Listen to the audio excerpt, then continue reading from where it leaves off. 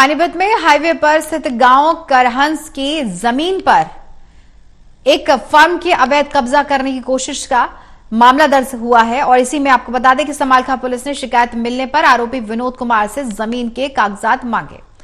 ये भी जानकारी दे दें कि जमीन पर अवैध कब्जा करने वाले जो व्यक्ति ने इस जगह पर किराए पर ढाबा शुरू करवा दिया। शिकायतकर्ता फर्म पर पुलिस से कार्रवाई की मांग कर रही है। पानीपत में दिल्ली रोड पर मछरौली अड्डे के पास एक व्यापारी की जमीन पर अवैध कब्जे की कोशिश से जमीन के मालिक को पुलिस का सहारा लेना पड़ रहा है। गांव करहंस की इस जमीन पर विनोद कुमार और संदीप नाम के दो व्यक्ति गैर कानूनी तरीके से जमीन का प्रयोग करना चाह रहे हैं। ये जमीन फर्म के नाम से है। विनोद कुमार से जमीन मालिक और पुलिस ने कागजात दिखाने को कहा, इसके बजाय दोनों शख्स टाल मटोल कर रहे हैं। अवैध कब्जे की कोशिश की पुलिस में शिकायत करने वाले सरदार जी की दलील। वो विनोद कुमार है और एक संदीप है, दोनों करहंस गांव के हैं। तो उनके कल एफआईआर भी लिखवाई थी हमने। इसी के अंडर हमने कल पुलिस वालों को भी बुलाया था। एफआईआर में क्या लिखा आपने? एफआईआर में हमारी जमीन के ऊपर अवैध कब्जा करने की एफआईआर लिखवाई हुई है। वो क्या कहते हैं, ऐसा क्यों?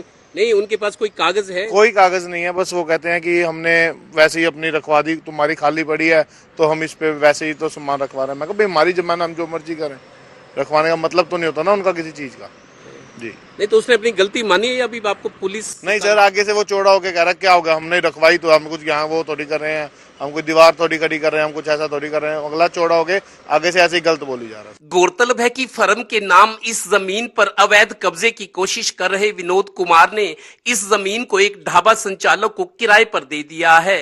असल मालिक का कहना है कि उसने अपनी जमीन बुआई के लिए एक किसान को दी हुई है। इस किसान का भी कहना है कि विनोद कुमार जबरदस्ती अवैध कब्जा करने की कोशिश में है। ना जी, वो गए थे हम उस दौरा, बाबूजी दौरा गए थे जी, वो दौरा हम दो तीन हैं, वो लिया हफ्ता हो लिया।